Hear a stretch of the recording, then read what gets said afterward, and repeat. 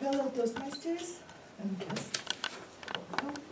Thank you very much for the introduction. I have a question to everybody. Who brought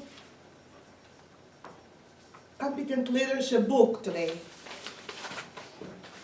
Thank you so much. Unfortunately, I forgot mine.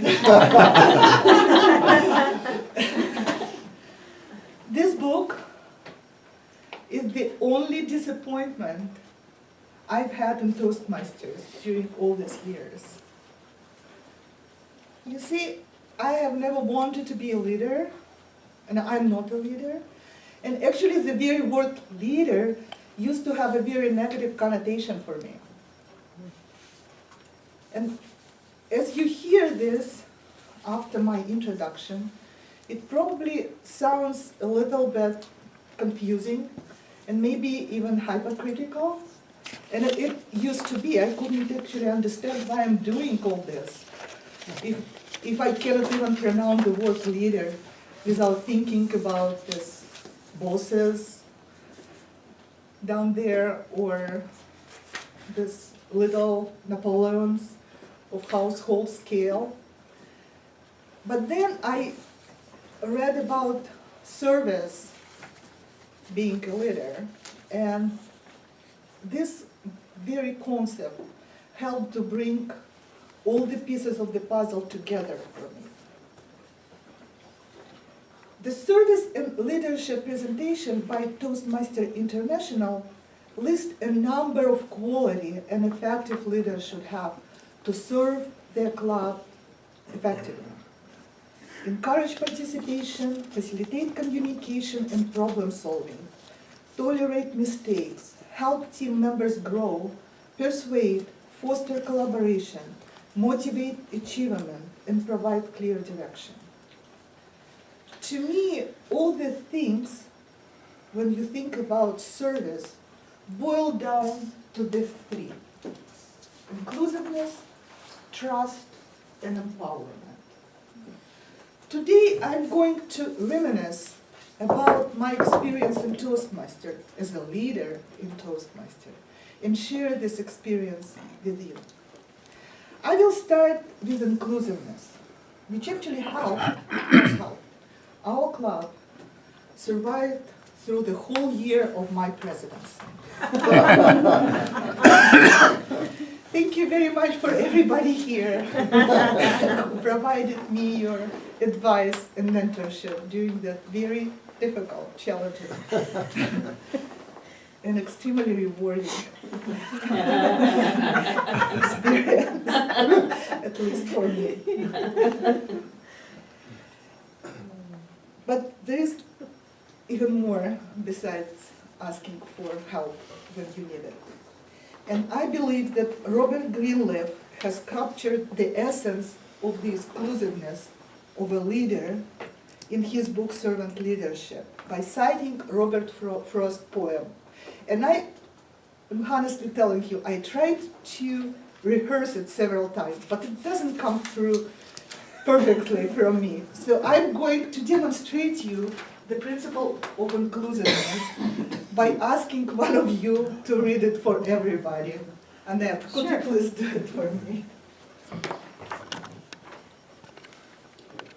What is home? She said. I should have called it something you somehow haven't to deserve. Thank you very much, Annette.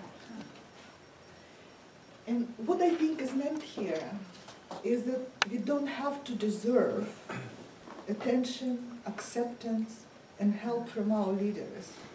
We actually are entitled to it, just like in a family, in a home. And this family-like spirit of acceptance has a lot of practical implications, and I want to discuss just several of them together with you today. First of all, very practical. Everyone here is eligible for any role and position in the club as soon as the formal requirements are met. I remember attending a club officer training once for presidents of the clubs. And I remember one person from the audience asked our trainer, how do I find right person to fill in positions in the club? And the answer was, look for natural inclinations, professional skills people already have, so they can use them to make the club even stronger. And it's actually a legitimate way of looking at it, but I think it misses a very big part. As our fearless president, Monique, always reminds us, our club mission is to provide safe and supportive environment. And I believe this safeness, this safety, safe and supportive environment means that we are safe to try. Try something we would probably never ever thought about trying outside of the club because it's too hard for us, it doesn't fit our natural inclinations or professional skills. We are safe to try, we are safe to fail, maybe try again and fail again, and maybe even quit or succeed. And I think this is the very essence of inclusiveness. Being inclusive also means that no one gets rejected.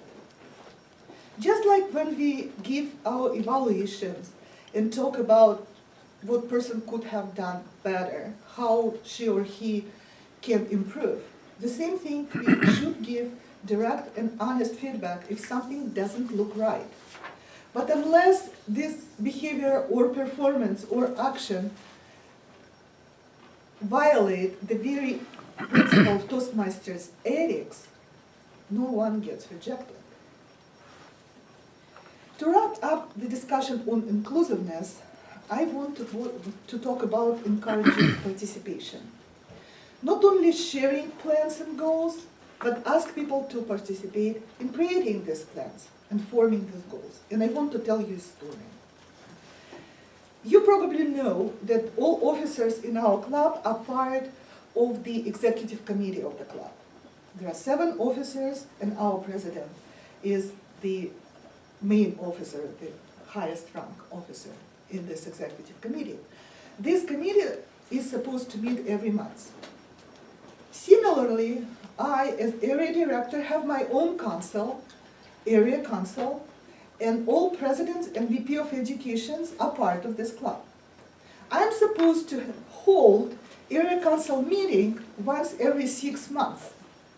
And it probably sounds like a very relaxed requirement to you, but I'm telling you, it's almost impossible. I have 8 people in my council who belong to different clubs, and they belong to different clubs probably because they have different schedules. So trying to align these 8 schedules together turned out to be very challenging. I was unable to do it during my first 6 months as an area director. So for the next 6 months, Jack Jackson, who is Area A2 director, and myself, as Area A1 director, decided to do something different.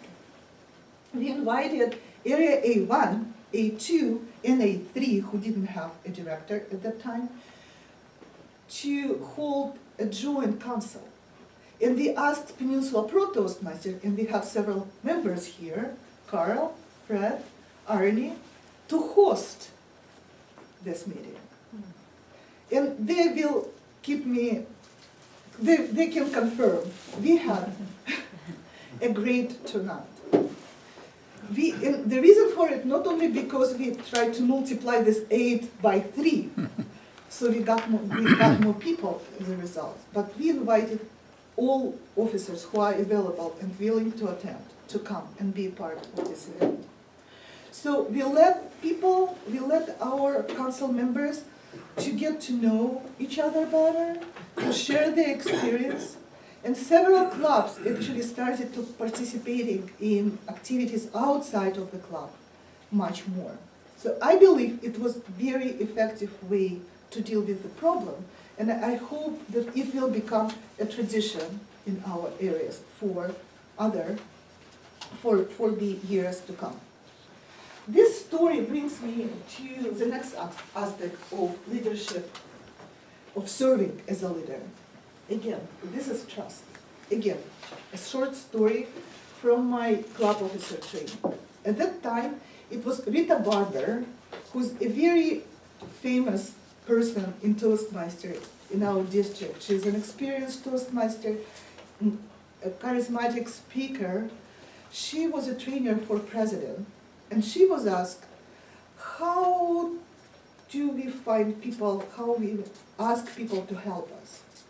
And this is actually a big problem too, because we are volunteers, we are all busy with our busy lives, with our busy schedules. And she said, you help them first. And this actually went very close to my heart, because she was not talking about providing a favor and then asking for a favor in return. It was about building a trust that I care, that if I can help at all, I will do everything in my power to help. And sounds a little bit too formal, too outside, like overimposed on my behavior, but it's actually very intrinsic. I like the quote by John Maxwell. He put it in words very effectively. People do not care how much you know until they know how much you care. A specific lesson I got during this year as an area council, as an area director, is that this trust is very hard to build. This trust is being built during years, actually. And it's very easy to destroy it. It just gets away like this. And this example is not from our club. But what I saw was the leaders asked us, the team members, to submit some reports, a lot of paperwork, not formal paperwork, a lot of work, I would say. And nobody ever read these reports. They were used just for check mark. And I will always remember this feeling. It was certainly not asking for help. It was certainly not providing help. It wasn't a service. It was exercising the power. And actually the power by itself is what made me to resent leadership to begin with. It's very easy to abuse. It's just a cliche to say, but it's very true. What I learned in Toastmaster is that power is not part or intrinsic feature of a leader.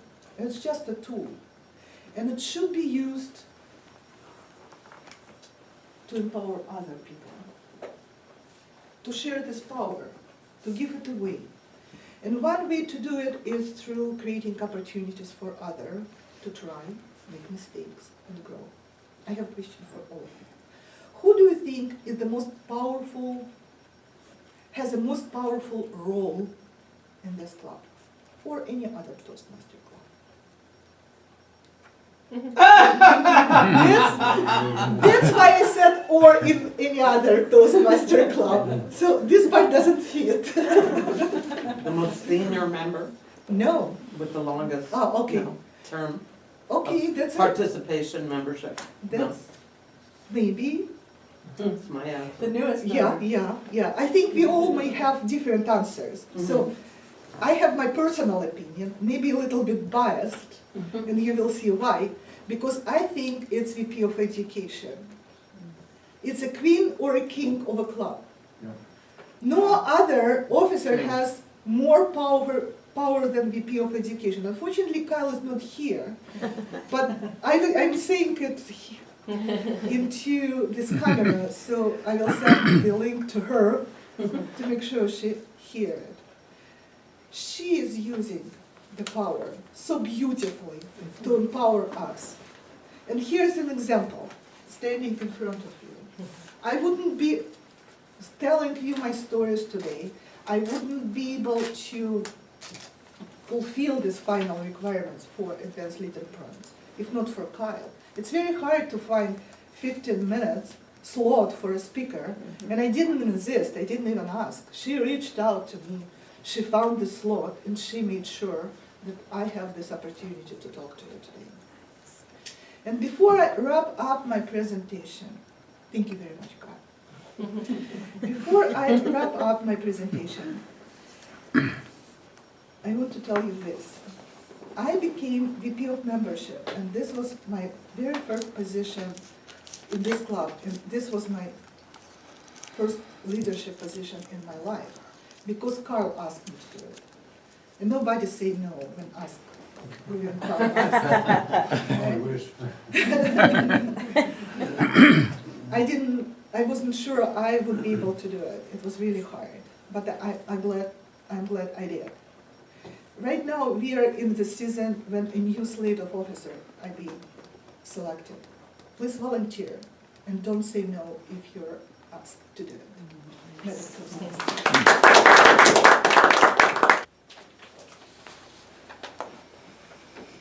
Thank you, Toastmaster, fellow Toastmasters, esteemed guest, and especially Tatiana for this speech. Many of you may have realized that this was quite longer than normal, and as Tatiana told us, it is from a leadership manual, the Leadership Excellence Series. So there's a lot of things that she has to put into the speech that you may not realize if you're just watching. And she met all of, it doesn't really have an objective list for me to just read to you as easily as most presentations, but she met them perfectly, and I'll go over a few of those now. Her introduction was stunning. It was just perfect. The fact that she had left her book or forgotten her book, now you could have easily just not told us that and just went on with it. It was just perfect getting it from someone and having it from a new person who was the only person who raised their hand. So the whole thing just seemed like a well-planned bit and worked well for introducing this topic. And she went straight into what she was going to tell us, and then she told it to us. Another classic formatting for speech telling here in Toastmasters. For inclusiveness, I'm going to have to read this a little bit closer. My eye, I got cataract surgery, and now I can see far away, but I have to rely on the not fixed eye to read. Her defining her home, or defining the word home, was a really great way to bring us into what inclusiveness really can mean. And we don't always know or see it that way. We might see it a different way. So she really honed in what she meant by inclusiveness. And I thought that was a great way to introduce that topic. She told us a story. She told us how it's safe to try. It's safe to fail and try again. And just the way she brought in the words for that whole play of how this club really does give us those opportunities to mess up as often as we want, or can. Not wanting to, maybe, but can. She talked about nobody getting rejected, explaining the executive roles well, which brings us to the technical aspects of her speech. She talked about her challenges meeting her schedule, so she brought in her own stories, and she brought in, again, stories about Rita, and about scheduling. And then quotes, care how much you know how much you care. So she really put into her speech a lot of outside materials that wasn't just suggestions. Now, speaking of suggestions, I do have 3, and it was hard to find them, but you have to with these speeches. Leave out the word that it's a cliche for power to be abused. We all know that that's a cliche, but you didn't say it in a cliched way. So you kind of called yourself out for using a cliche when it, so just like me saying, oh, I need to read, which I shouldn't have done, it's the same for you. Just kind of leave that out. I got a little lost when you trust. Oh, so when we went from trust to empowerment, I kind of lost that. I wasn't sure where we suddenly were in empowerment, and I think it was part of the abusing the power part, but and I may have just missed it, so maybe writing down a note. So I just kind of missed that. Okay, now we're talking about that. And then the timing, you were 5 seconds over your maximum, so kind of know a little thing about that. All in all, a fantastic speech. I can't wait for the next one, and I have to say the best part of it was her closing. She gave a clear, authentic call to action. If we're called upon, serve. And the way you did that was perfect, and just really made the speech, I think, exactly what the spirit it was supposed to have. So, excellent job.